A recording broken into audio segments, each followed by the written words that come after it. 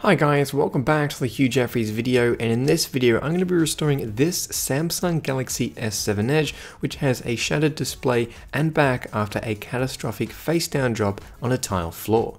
It's not very often I do repairs for other people, but my maths teacher shattered his Galaxy S7 Edge and asked if I could fix it for him, so I thought this would make an excellent restoration video, so here we are. This will be quite a costly repair given the replacement costs of curved OLED screens for the newer Samsung phones such as the Galaxy S7 Edge. One upside though is it comes with a new frame attached, which will make the restoration easier. And in the end, we'll be left with a brand new looking Samsung Galaxy S7 Edge.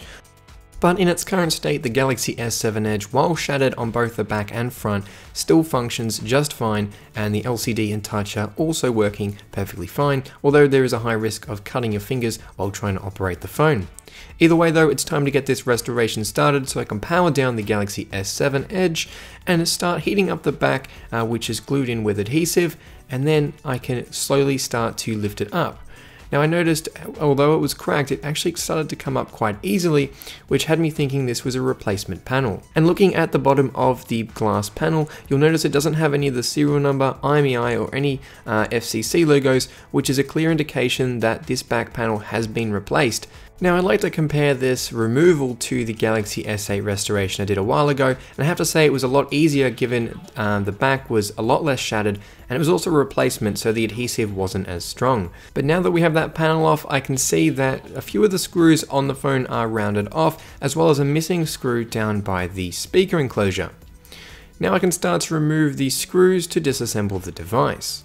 I should also note that the wireless charging coil has what looks to be a price sticker on it, which I'm guessing has been replaced at some point given the previous opening attempt, and they've obviously damaged the wireless charging coil in that process of changing out the back glass.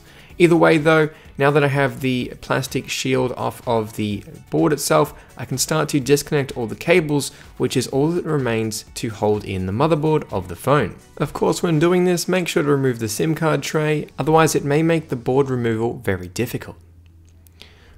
Now it's time to move along to the dock connector, and thankfully the dock connector is already there. I just have to transfer across the screws from the old frame and housing across to the new one. What's good about the Samsung screens is it actually comes with the new frame, which can be looked in two ways, as a positive or a negative.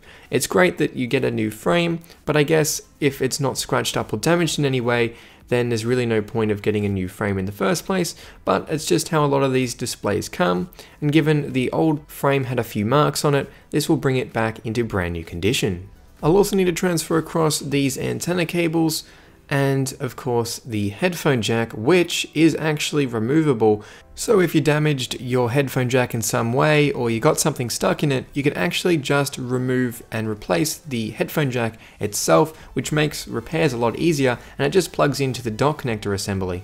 And if I'm to compare this to the Galaxy S10, it doesn't even have a removable USB-C port. It's actually soldered to the motherboard, which means you need a board level repair to fix up the device if something was to go wrong. I can also remove a lot of these small components like the earpiece, which you can see is quite dirty, and I'm surprised that actually was functioning in its current state.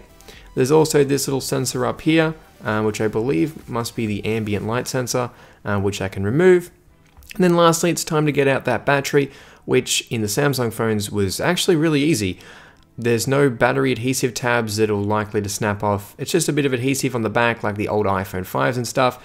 I mean, it's strong enough to hold in the battery, but it's not too strong that you can't remove it.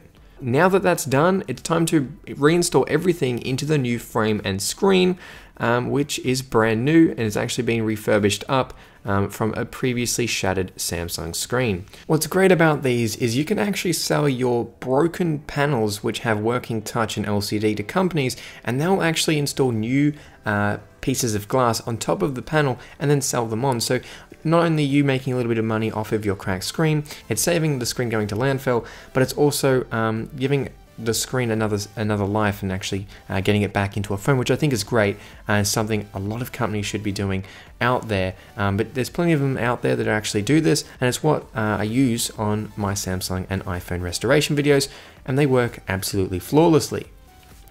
With the motherboard back in, I can start to reinstall all of the components back into the phone, putting in the battery, I can test it out, and it booted up just fine. This is where I can test out the touch functions, the buttons and cameras before I glue on the back. With everything appearing to be functioning just fine, I can remove the little bit of plastic protecting up the adhesive for the battery and stick that in and plugging it in. Now I can install the speaker enclosure and remove the old camera lens from the wireless charging coil. I did the best job I could at removing this sticker on the wireless charging coil to make it look a little bit better inside the phone. Placing that in, I can also install this piece of plastic up top, which basically just secures everything in. With everything looking good, I can reinstall all of the screws except for one. As I didn't have a replacement screw, I did have a look, but given that they were different lengths and different thread sizes, I didn't want to damage any components of the phone or drive it through the new display, and to be honest, there's plenty of screws in there to hold everything in place. Now I can install the new back panel, making sure to align it correctly before pressing it down and sealing it in place. Now all that's left to be done is to remove the plastic film from the back, making sure everything is lined up, which it is. Then I can remove the front film and reveal the new display. Also need to remove the covers on the Samsung logo and the home button, and that completes our restoration. Powering on the device just to make sure everything's functioning before we're done. It powered on just fine, the touch is functioning, and although I don't know the password, I was able to test out basic functions, and we're done. So this is it, a restored Samsung Galaxy S7 Edge. For those wondering how much the cost of the parts were, the replacement display and frame cost $175 and $10 for the replacement back glass. So that brings the total cost of repairs for this phone to 185 Australian dollars. And although I would have liked to install a new battery in this device, that's not what the customer wanted, so they only got a new display and back. But either way though, this thing is looking brand new, and comparing it up to the Galaxy S8, you can see the slight differences in the generation, even though mine is transparent. I do really like the S7 Edge design, much better than the regular stock S7, because it has those borderless displays. The only downside to these displays, even seen on the newer Samsung phones, is the screen protector support is horrendous given the curved glass.